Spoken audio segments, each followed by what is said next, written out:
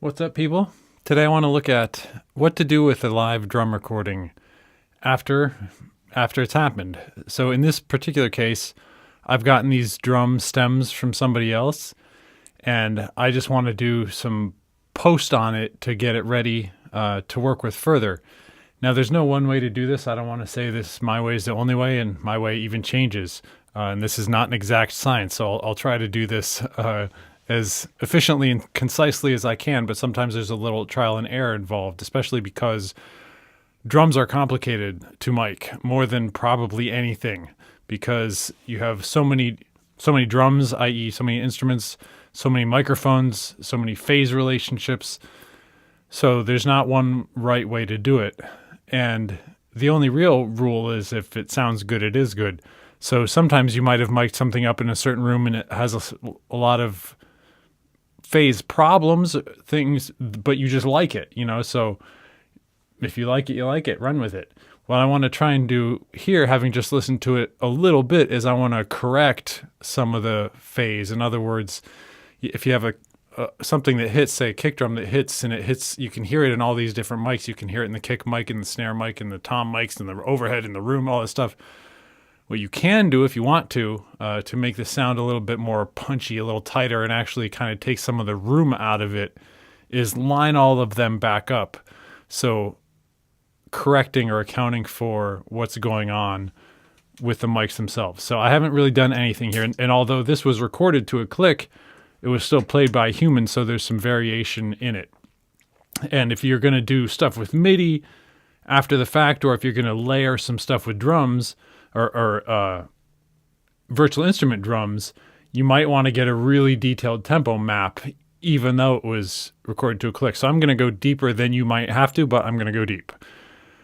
So here we go. What I did at the beginning there, as you saw, is I just selected over a chunk at the beginning and hit delete, just so I have some room to nudge stuff in either direction if I want to. So the first thing I want to do is shift stuff around. I'm blowing up the waveform a little bit, not increasing the volume, but just blowing up by going Option, Command, right bracket. Left and right bracket is up and down, just so I can see these waveforms a little bigger. So that's the one. We got to count off 1, 2, 3, 4, 1. So that's my one, but before I get into tempo mapping, I want to, as I said, shift stuff around. But I'm going to make a marker by hitting Enter twice right there. And I'm going to use the kick drum kind of as my master there. And you can see we can hear the kick in the snare mic. So I soloed the snare. We're hearing just the snare. And even that, you can see a little bit of discrepancy between them. It's funny, it's actually starting first in the snare mic. And all this stuff, as I said, there's a little trial and error involved. It's not an exact thing, but so I'm going to make a marker on the zero crossing here. Then on the snare, I'm going to make a sync point by hitting Command, comma. Then I'm going to go to that location too by hitting period to period. And then I'm going to go to my grabber tool, F8, hit Shift Control click, and shift that over. And now it looks like they're out of phase.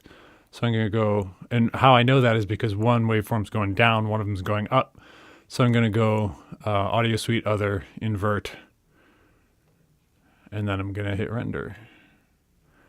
And now you can see those are going in the same direction and starting at the same time. Now it's never going to match for the duration of the waveform. You're more interested in the start of it.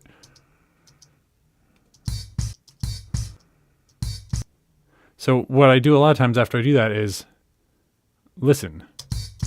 So I can hit Undo.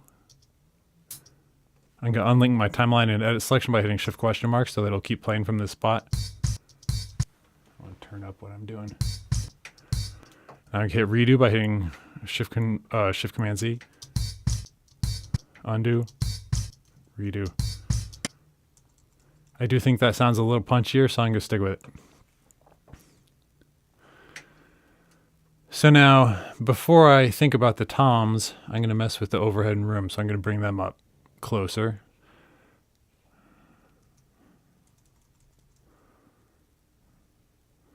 So you can see the room has a really similar waveform to the kick itself.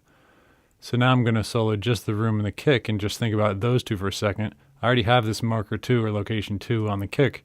So I'm going to look here, roughly at that same spot, make a sync point, command comma, go period to period back to that location. Then I'm going to go F8, shift control click. Oh, I messed up. Go to location 2, where I thought it was. Relink timeline edit selection, shift question mark, go to location 2. Grabber tool, shift control click. And now you can see they're much more lined up.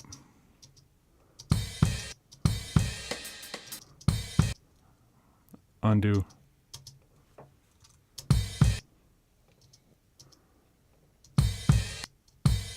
Redo. Undo. Redo. Undo. So as I said, it's not, you just want to base it on sounds. I'm not sure if I like it better fixed. And so what I do sometimes, before I just say to hell with it and let's leave it, is I'll go to another transient. Oops. And just try and sync up another one. Gosh, that looks really on the money.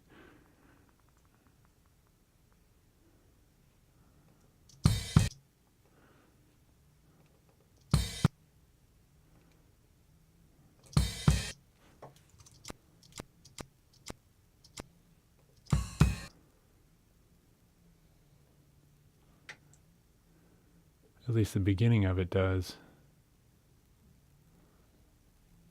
So here's another thought. Let's invert it. Oh, it's in front of my face. Because you can see the latter part of it here was misaligned. So it might be better if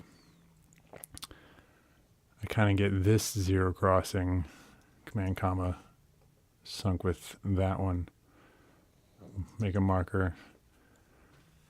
F8, shift control click.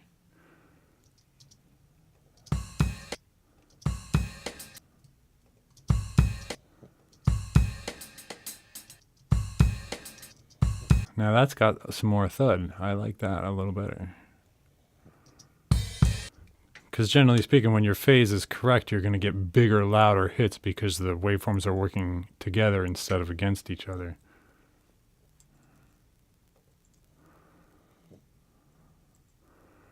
And what you can do a little bit too is just nudge it around a little bit. My nudge is on 10 samples. Ooh, that's even better.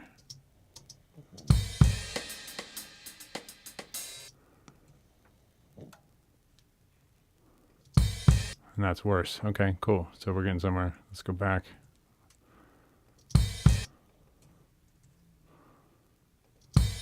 I like that right there. All right. Now let's mess with the overhead.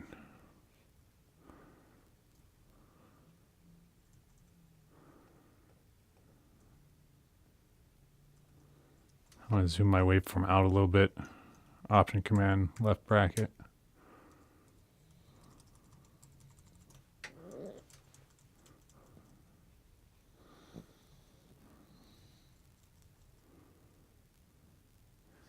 I'm always just trying to look for something that's sort of as clear cut as it can be.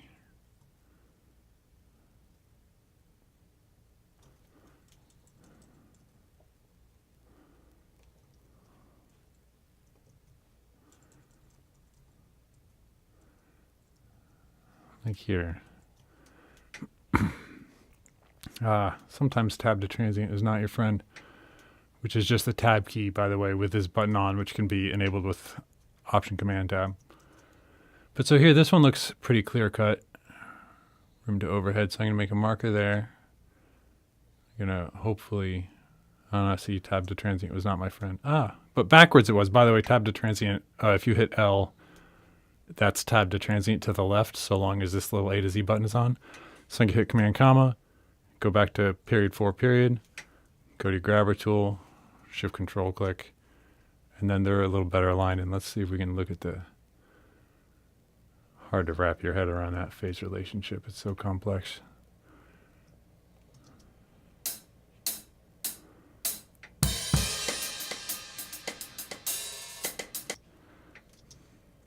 Sounds pretty good. Let's take a look at a couple other transients. Oh, but that one looks super wacky. Although here we got a nice point. Let's try this.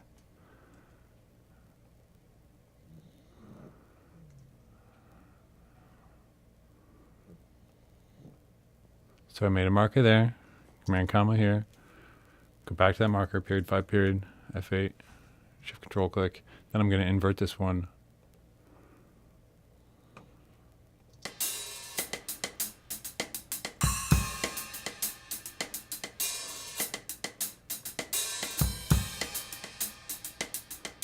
That's super weird. It's super weird how they're not all lined up the same. Are the mics moving? That looks good there, though. This is why I started by saying it's not exact science, and you gotta kind of experiment a little bit, and then use your ears. That one looks good. It's interesting. It must have to do with which hits we're hearing. So since I feel like it's pretty good, let's just invert it once and take a go back and forth a couple times and see which way sounds better.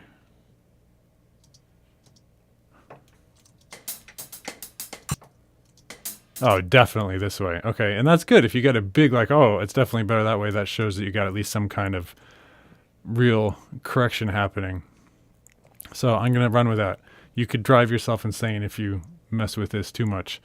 So then let's look at the snare. Oh, we did that to begin with, so we won't do that again. The snare and the kick. Yeah, okay. Those are the biggest ones. But then we were going to have bleed in the tom mics too, so I'm going to take my room and overhead down to the bottom.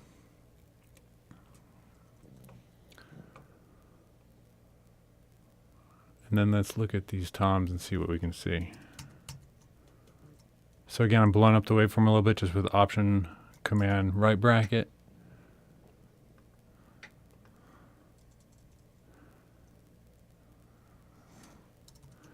This might even be... tab to transient not being my friend.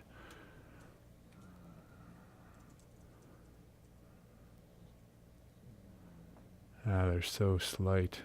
I was thinking that there's no hat mic. You know, you get what you get when you receive files from people. If there were a direct hat mic, I was going to try and leave that or line all those toms up via the bleed in the hat mic, but no can do.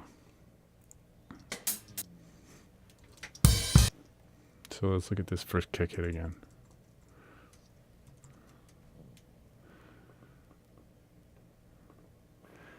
You know, there's so little bleed in these, it's not going to be as big a deal. Like my waveforms are blown up as high as they can possibly be right now. So since there's so little bleed in them, it's not going to matter all that much.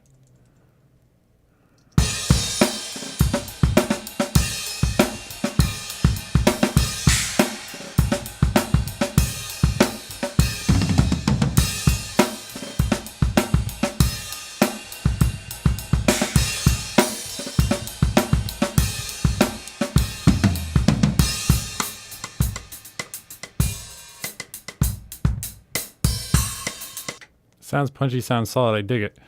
So one thing you can do after that, since you've shifted everything around, if you want, you could go, like, click on a file and hit Shift Return, and then it's selected to the very beginning, and then it hit Shift Option 3 just to render it. And so now you've got a file that starts right at the beginning after having shifted stuff around, and so that will make sure you don't accidentally move stuff again now, and then you might do that to each track. So if you want to go down, just hit... it's below P. I always think it's P is up, and what's beneath it, which happens to be semicolon, is down. So hit semicolon, Shift Option 3, semicolon, Shift Option 3. Okay, then save. So since that took a bit of time, I think I'm going to split these videos just into a couple parts. So this will be the end of part 1. I'll be back with part 2.